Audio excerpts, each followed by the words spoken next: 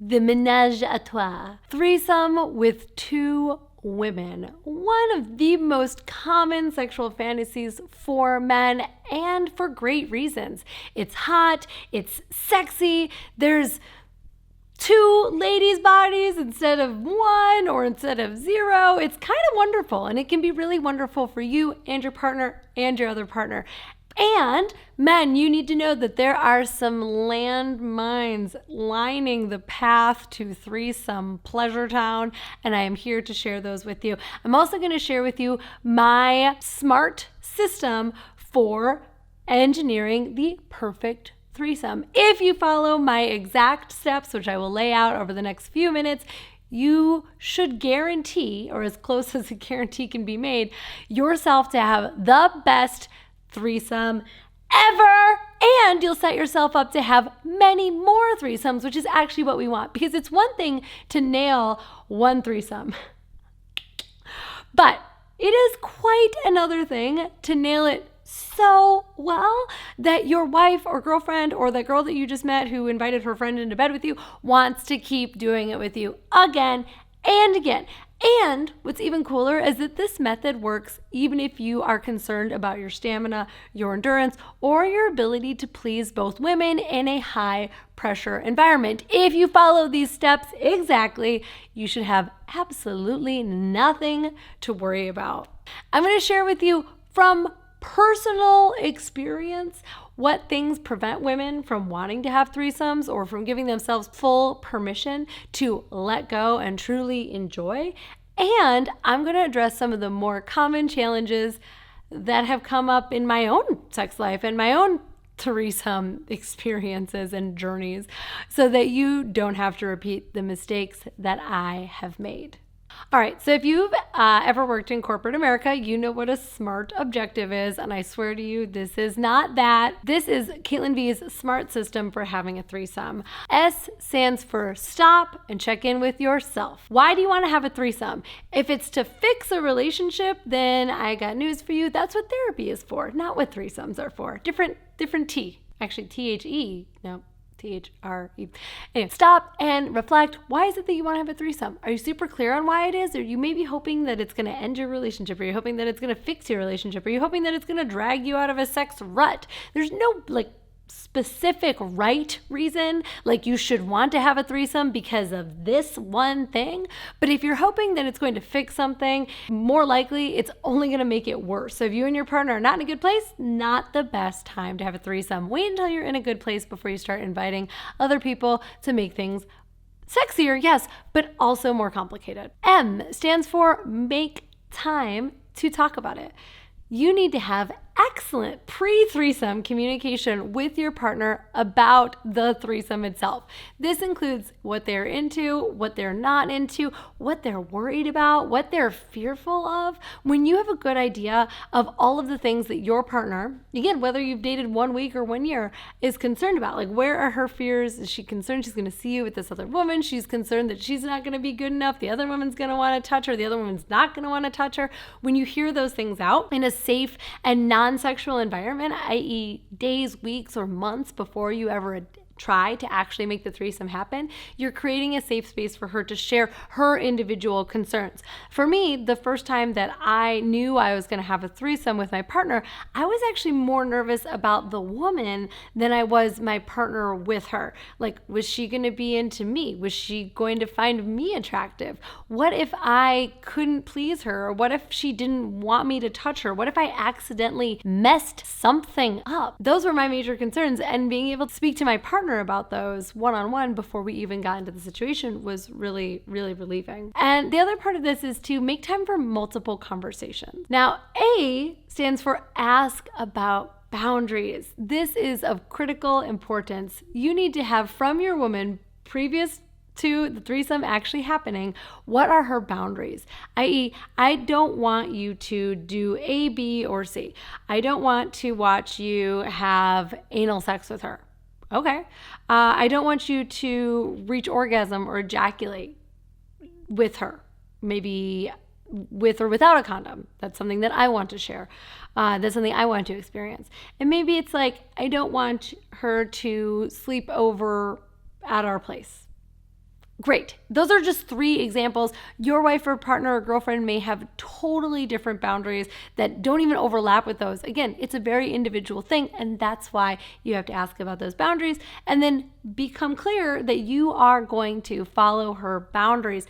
If she's got some like strict boundaries for the first threesome, okay, maybe that's what she needs to feel safe. And in a future threesome, perhaps she will relax and change her boundaries and they're going to get updated. Which brings me to R, which stands for relentless consent.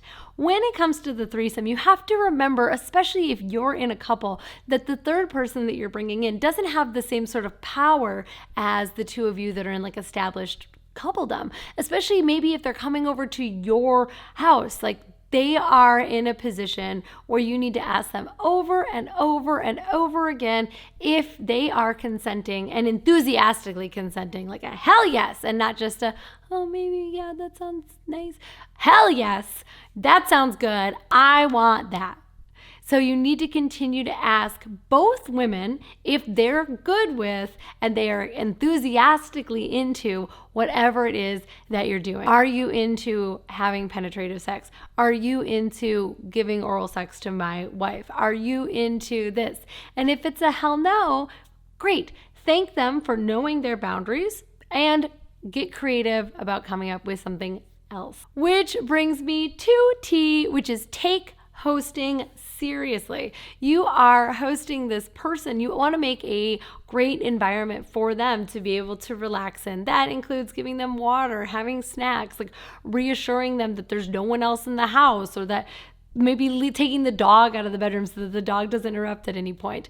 Asking them like what kind of music they like, candles that they're into, what their boundaries are, what they do and do not want to experience, what's their hottest fantasy, what are their thoughts on having sexual contact with another woman, what are their thoughts on having sexual contact with bodily fluid. You know, maybe they are like a strict condom user, and in that case, like, make sure that you have some condoms around. And I would highly recommend that until you're fluid bonded with that person, that you just use protection, because if you just use protection, you don't have to worry about all these other things. Like, what happens if the condom slips, I accidentally ejaculate inside of you, and then we got this third person pregnant? Like, that's a real concern. So the more things that you can communicate about before and use safety for, and be a good host. You're hosting this woman inside of your house and she's hosting you inside of her body. So do your due diligence and make sure that you're making a great and comfortable environment. Let her know what the plans are for aftercare. Like, the 3 of us really plan on like cuddling, maybe grabbing a snack, maybe we drop you off back at home, maybe you crash in our giant new king size bed with us. If you watched my other video on setting up my bedroom, you know that I just got a king bed, and it is like the biggest dang thing I have ever. It's aside from my car, it is the biggest thing I have ever owned. And it feels like me and my husband are not, like, we need a third person in this bed to make up all that extra space. It's just too, I don't sleep like this. Who's using all the other space? All right, the second T is take care of your woman. And that means dance with the one you came with. In other words, make sure that you prioritize the needs and the pleasure of your partner, the person that you were with, the person that you're in a relationship with, whether that's your wife or your girlfriend or just the first girl that you met at the bar before you found the second girl. Doesn't matter. Make sure that you are pleasuring and pleasing and taking care of and checking in with her. The first time that I ever had a threesome, one of my biggest fears was that I wouldn't get my needs met. Like, the guy that I was with would be so enamored and excited about having sex with this new person after basically only having sex with me for years at that point, that he would just forget about me and I wouldn't really be involved. Well, guess what? That fear totally came true. And I felt like I was just another decoration in the room, watching these 2 people go at it like rabbits. Well, it was like I wasn't even there. Now, I'll tell you what I did in that moment that helped me to survive it without feeling frustrated or butthurt, figuratively, was I tapped into what I thought was hot and sexy about the situation. So I was like, okay, usually it's me that's receiving that pounding right there, and it feels pretty good when it's me. This is what it looks like from a third person's perspective. This is what it like. I'm usually with that guy. I'm usually where that girl is. Okay, what if I could watch myself have sex with him from this angle or that angle? Like, that would be kind of hot.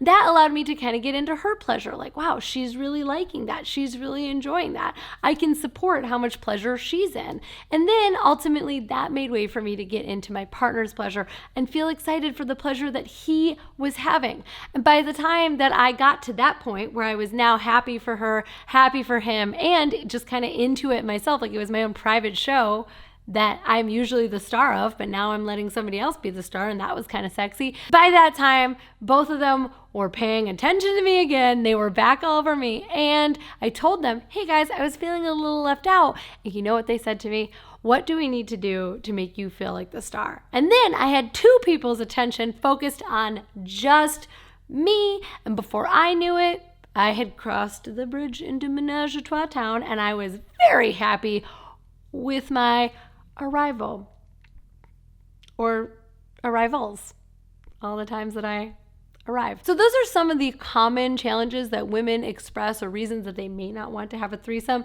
Some other common ones are they're concerned about you as her partner and this other woman falling in love. Now, there are so many different ways that you can have that conversation. Like, you can never really promise that you won't fall in love with another person. I guarantee that you didn't mean to fall in love with the person that you're in love with right now. Like, you might have fallen in love with them when you weren't even trying to fall in love. Like, how can you promise that you can't? But what you can do is you can promise to always put your partnership first, no matter what comes up. Another common fear for women is that she's going to be hotter or better looking or whatever. And that's something that you can also address by just reaffirming for her constantly all the things that you find sexy and the reasons that you want to share her with another woman. And then finally, another common concern is around bisexuality. So statistically, women's sexuality has been determined to be more fluid over their lifetime. That means that more women experience changes in their sexual orientation from maybe being primarily attracted to one sex and then primarily attracted to another, or mostly attracted and then a little bit and then a little bit more. All it means is that women's experience of sexual attraction is more likely to change than a man's. So one of the primary reasons that threesomes are so much fun is that if your woman, your partner, is interested, if she's like a little bit bisexual and she's like a little bit interested in what it's like to be intimate with another woman, this is the perfect place. You're there to support her in this exploration. And if it turns out she's like not really into it, then you're there to keep things heterosexual, for lack of a better word. And if she's really into it and you're really into it, then you're just there to be the supportive audience that's just cheering from the sidelines, like, woohoo, yeah, honey, you get that. That's hot. Or, yeah, babe, I'm so proud of you for using that fingering technique that Caitlin taught us. Or, oh, honey, you're going to go for the squirting? You can do it. So your job in that instance is to be the most supportive cheerleader known to man while you're watching these two hot women, maybe cheerleaders. Maybe all three of you are cheerleaders, but they're playing the game. No, that falls apart. They're the football player. Just be a good supporter is all I'm trying to say. All right. Now, what to do if you accidentally do step on a landmine? Well, it can be very challenging to just check in with your partner, sometimes like mid-coitus, without somebody feeling strange or left out. But if you need to do it, do it. Make communication key. I like to have a little hand signal or another way of letting my partner know or getting his attention if I need to communicate with him. So sometimes that means I just give him a little pinch somewhere on his body, and all I mean by that is, hey, I need your attention over here. Then once I have his attention, I can communicate something like, I'm feeling left out, or I'm kind of want to do this, but I'm afraid to interrupt, or I just need to check in with you and I just need to hear that you love me. You're not wrong for needing support. She's not wrong for needing support. Knowing what you need and asking for it before it becomes an issue is way better than just festering with it and letting it bother you and then bringing it up the next day or like on Friday when you have couples counseling and you're like, you ignored me during the threesome and I hated it and I never want to have fun again. We don't want that. I don't want that. I'm so sorry I even put that idea in your head. Instead of that, communicate. It is the answer. Communicate often and frequent. And then at the end of the threesome, here is a secret trick for those of you who made it all the way through the video. This is just for you, my friends.